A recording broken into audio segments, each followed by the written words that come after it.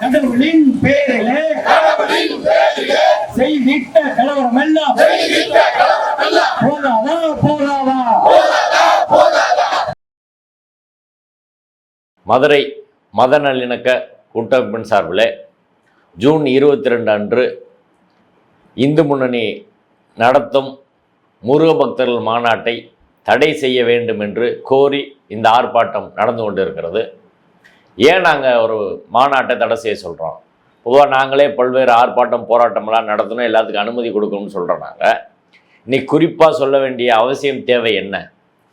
மிக முக்கியமாக நாங்கள் தொடர்ச்சியாக ஒன்று சொல்லிட்டு வரோம். ஜூன் 22 மதுரை முருக பக்தர்கள் மாநாடு என்பது ஆன்மீக மாநாடு அல்ல, அது அரசியல் மாநாடு. பக்தர்கள் மாநாடு அல்ல, அது பாஜக மாநாடு என்பதை தொடர்ச்சியாக கூட்டமைப்பு சார்பில் நாங்கள் சொல்கிறோம். இன்றைக்கி எல்லா கட்சிகளும் அதை பேசியிருக்கிறாங்க. நேற்று மதுரைக்கு வந்த உள்துறை அமைச்சர் அமித்ஷா அவர்கள் நாங்கள் சொன்னதை உண்மை என உறுதி செய்யும் வகையில் வெளிப்படையாக பேசிட்டார். முருக பக்தர்கள் மாநாட்டுக்கு எல்லோரும் வாங்க, திருப்பரங்குன்றத்தை சிக்கந்தர் மலைன்னு சொல்லி பிஜேபி சொல்லுது என்று வெளிப்படையாக அவர் பேசினார். எல்முருகன் அவர்கள் பேசியிருக்கார், எல்லாம் பேசியிருக்கிறாங்க. இதுதான் நாங்கள் சொன்னோம், இது அரசியல் மாநாடு தான் நடக்குது, பக்தர்களுக்கான மாநாடு அங்கே நடத்தலை என்பதை இன்னைக்கு பாஜகவே ஒத்துக்கொண்டு இருக்கிறது. அப்போ இவ்வளோ நாள் எதுக்கு ஏமாற்றி முருக பக்தர்கள் மாநாடு மோசடி பண்ணுறீங்க, மக்களையே ஏமாத்துறீங்க என்பதுதான் நீங்கள் கேள்வி.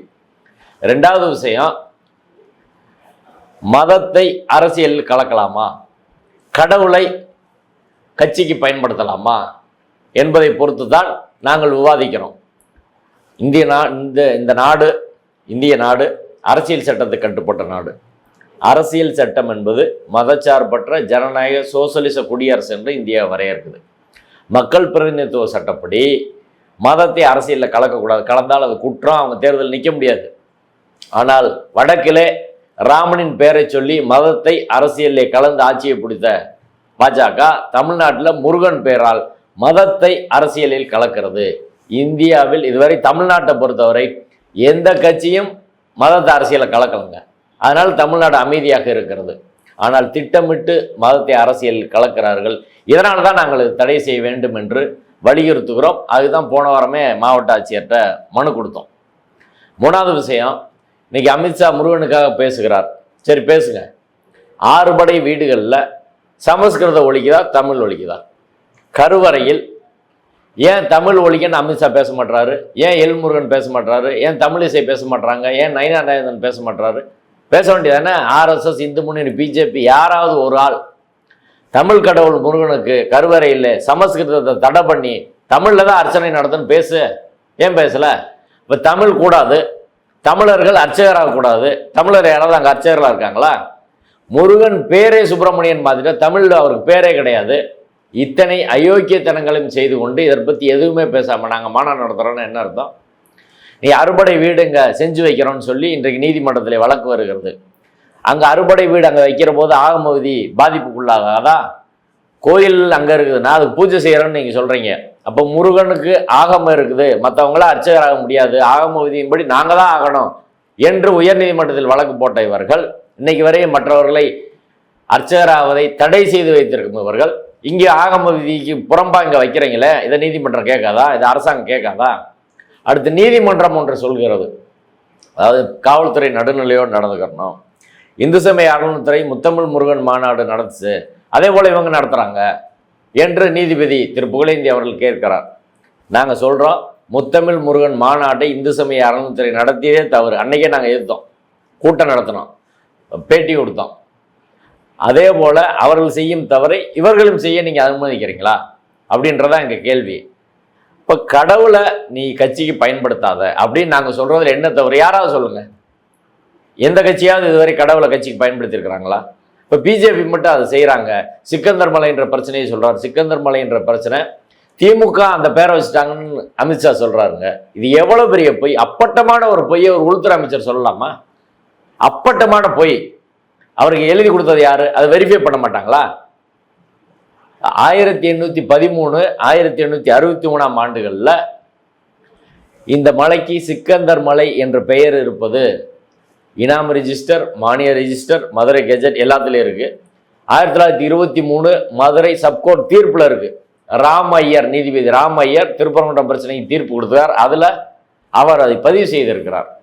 26 உயர் நீதிமன்ற தீர்ப்பில் இருக்கு. 1931 பிரிவி கவுன்சில் தீர்ப்புலையும் இருக்கு. இப்போ நீதிமன்ற தீர்ப்பில் உள்ள ஒரு விஷயத்தை 200 வருஷத்துக்கு முன்பான ஒரு விஷயத்தை திமுக செஞ்சுச்சு அப்படின்னு அமித்ஷா அப்பட்டமான ஒரு பொய்யை பேசுகிறார். திமுக காரங்க இன்னைக்கு வரை கூட பதில் சொல்ல மாட்டாங்க. என்னன்னு தெரியல. ஜட்ஜ்மெண்ட் எல்லாம் கொஞ்சம் படிச்சுட்டு பதில் சொல்லுங்க. வழக்கறிஞர்கள்லாம் வச்சிருக்கிறாங்கல்ல, பதில் சொல்லணும்ல. அப்போ அடிப்படையில் ஒரு பொய்யை மதுரையில் வந்து அமித்ஷா அவர்கள் பேசியிருக்கிறார். திருப்பரங்குன்றம் பிரச்சனை என்பது 100 ஆண்டுகளுக்கு முன்பே தீர்க்கப்பட்ட ஒரு பிரச்சனை. ஆனால் பாபர் மசூதி இடிச்சது போல இன்னைக்கு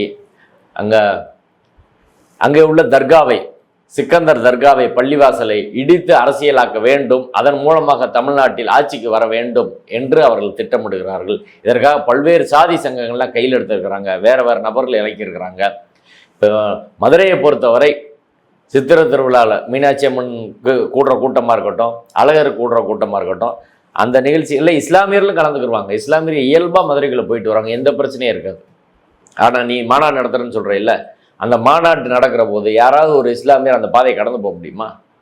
எப்படி அவங்க அவங்க அவங்க ஒரு அச்சத்தில் தான் இருக்க முடியும். இப்போ மதுரை நகருக்கென்று ஒரு மரபு, மாண்பு, மத நல்லிணக்கு மரபு வந்திருக்கு. 2000 வருஷமாக இங்கே மத கலவரமே கிடையாது. இப்படி இவன் எதுக்கு அதை வந்து முருகனை தூக்கிட்டு உருவாக்குறான்றதான் எங்கள் கேள்வி.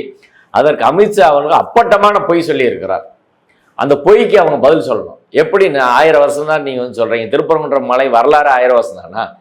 3000 வருஷத்துக்கு முன்னாடியே சங்க இலக்கியத்தில் பரங்குன்றம்னு பேர் இருக்குது. தமிழ்நாட்டின் வரலாற்றை சுருக்குறீங்க, பொய் சொல்கிறீங்க, திமுக வச்சுச்சு அப்படின்னு. 200 வருஷத்துக்கு முன்னாடி திமுக இருந்துச்சா? 200 வருஷத்துக்கு முன்னாடி பிஜேபி இருந்துச்சா? எப்படி சொல்கிறீங்க? என்ன ஆதாரத்தின் அடிப்படையில் அமித்ஷா பேசினார்? அவங்க பதில் சொல்லணும், பிஜேபிக்காரங்க பதில் சொல்லணும். சிக்கந்தர் மலைன்னு திமுக சொல்லுது. என்னைக்கு சொன்னாங்க? யார் சொன்னா? எந்த ரெக்கார்டில் சொன்னாங்க? கலெக்டர் சொன்னாங்களா? இல்லை அதிகாரிகள் யாராலும் சொன்னாங்களா? திமுக நிர்வாகிகள் யாராலும் சொன்னாங்களா? முதல்வர் சொன்னாரா? யாருமே இல்லாத ஒரு அப்பட்டமான பொய்யை தமிழ்நாட்டில் வந்து போகிற போக்கில் அமித்ஷா பேசிட்டு போகிறார். ஒரு உள்துறை அமைச்சரே கட்சியை வளர்க்கறதுக்காக இப்படி பொய் பேசினால் அந்த மாநாடு எப்படி இருக்குன்னு பாருங்க. அந்த மாநாட்டில் உண்மையான பக்தர்கள் கலந்து கொள்ளலாமா அப்படின்றத பரிசீலிக்கணும். அன்றைய தினம் இவர்கள் கலவரம் நிகழ்த்துவதற்கு கூட வாய்ப்பு இருக்கு. எனவே தமிழக மக்கள், மதுரை மக்கள் இந்த மாநாட்டை புறக்கணிக்க வேண்டும். அது சங்கியல் மாநாடு, பக்தர்கள் மாநாடு அல்ல. ஆன்மீகத்தின் பெயராலே பக்தர்களை ஏமாற்றி தமிழர்களை ஏமாற்றி நடத்தப்படும் மாநாட்டை, பாஜக மாநாட்டை, சங் பரிவார் மாநாட்டை தடை செய், தடை செய், தடை செய், தடை செய், தமிழக அரசை தடை செய், காவல்துறையை தடை செய், கலக்காதே, கலக்காதே, கலக்காதே, கலக்காதே, அரசியலில் ஆன்மீகத்தை, அரசியலில் ஆன்மீகத்தை கலக்காதே, கலக்காதே, இழுக்காதே, இழுக்காதே, இழுக்காதே, இழுக்காதே, கடவுள் முருகனை கட்சிக்கு இழுக்காதே, இழுக்காதே, இழுக்காதே, கடவுள் முருகனை கட்சிக்கு இழுக்காதே. இந்து முன்னணி பாஜக சங் பரிவார் கூட்டமே கடவுள் முருகனை கட்சிக்கு இழுக்காதே. வடக்கே ராமன், தெற்கே முருகனா, வடக்கே ராமன், தெற்கே முருகனா, போதாதா, போதாதா, கடவுளின் பேரிலே செய்திட்ட கலவரம் எல்லாம் போதாதா, போதாதா, குலைக்காதே, குலைக்காதே,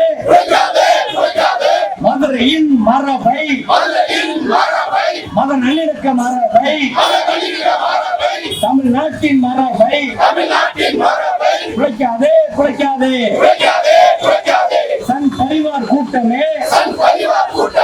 RSS கூட்டமே குலைக்காதே, குலைக்காதே, மதுரையின் மரபை குலைக்காதே, குலைக்காதே, மாநாடல்ல, மாநாடல்ல, ஆன்மீக மாநாடு அல்ல. ஆன்மீக மாநாடு என்றால் அமித்ஷாவுக்கு என்ன வேலை? ஆன்மீக மாநாடு என்றால் அமித்ஷாவுக்கு என்ன வேலை? பாஜகவுக்கு என்ன வேலை? மாநாடு அல்ல, மாநாடு அல்ல, ஆன்மீக மாநாடு அல்ல. ஏமாற்று ஏமாற்று ஏமாற்று ஏமாற்று ஆன்மீகத்தின் பெயராலே பாஜகவின் ஏமாற்று, பாஜகவின் ஏமாற்று. அன்னை தமிழில் அர்ச்சனை இல்லை, தமிழனும் அர்ச்சகர் இல்லை. அன்னை தமிழில் அர்ச்சனை இல்லை, தமிழனும் அர்ச்சகர் இல்லை. கருவறையில் சமஸ்கிருதம், கருவறையில் சமஸ்கிருதம். காவி கூட்டம் கேட்குமா? காவி கூட்டம் கேட்குமா? அறுபடை வீடுகளில் அன்னை தமிழ் ஒலிக்குமா? அறுபடை வீடுகளில் அன்னை தமிழ் ஒலிக்குமா? அன்னை தமிழில் அர்ச்சனை இல்லை, தமிழனும் அர்ச்சகர் இல்லை. கருவறையில் சமஸ்கிருதம். காவி கூட்டம் கேட்குமா? அறுபடை வீடுகளில் அன்னை தமிழ் ஒலிக்குமா? புறக்கணிப்போம் புறக்கணிப்போம். முருகன் பெயரை சொல்லி அரசியல் பிழைப்பு நடத்தும், அரசியல் பிழைப்பு நடத்தும். சங் பரிவார் மாநாட்டை, சங் பரிவார் மாநாட்டை மக்களை பிளவுபடுத்தும் சதிகார மாநாட்டை, சதிகார மாநாட்டை புறக்கணிப்போம் புறக்கணிப்போம்.